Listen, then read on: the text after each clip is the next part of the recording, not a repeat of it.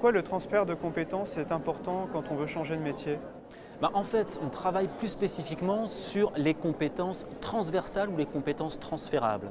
Et effectivement, les compétences transversales vont être le point de pivot qui permet à une personne de passer d'expériences professionnelles qu'il a connues par le passé vers de nouvelles expériences professionnelles. Je vais prendre un exemple, la compétence transversale sur la communication orale, sur le travail en équipe, sur l'utilisation des outils bureautiques. Ce sont des compétences qu'il aura pu mobiliser dans son expérience professionnelle antérieure et qu'il pourra être à mobiliser dans de nouvelles expériences professionnelles, dans l'exercice de nouveaux métiers qu'il ne connaît pas encore. On est bien sur un point de pivot qui lui permet de passer d'une expérience à une nouvelle expérience professionnelle, même dans un secteur ou un métier qu'il ne connaît pas du tout. Quel outil proposez-vous aux personnes qui veulent se reconvertir en matière de transition?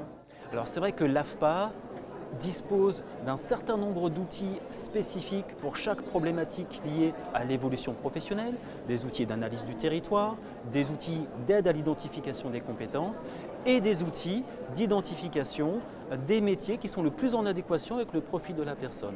Donc l'AFPA a développé notamment un outil qui s'appelle Évolution 21 qui permet de déterminer le profil individuel d'un individu sur la base de ses compétences transversales, de ses compétences techniques notamment, et d'identifier quels sont les métiers qui sont le plus proches de son profil et du coup d'ouvrir sur les possibilités de mobilité professionnelle. Quel conseil donneriez-vous à quelqu'un qui voudrait se reconvertir? Alors, pour moi, il y a vraiment deux choses fondamentales à prendre en compte lors d'un projet de mobilité professionnelle.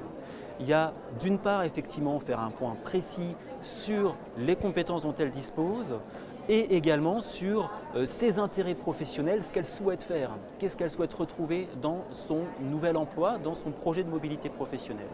La seconde chose qu'il y a à prendre en compte, c'est une réalité qui correspond aux besoins en emploi de son territoire.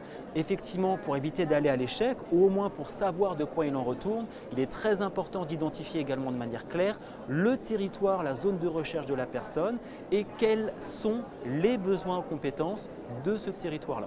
C'est vrai que d'une manière générale, c'est un travail qui n'est pas évident de prendre suffisamment de recul, puisque les compétences transversales peuvent être exercées et mobilisables, quel que soit le métier, quel que soit le secteur professionnel.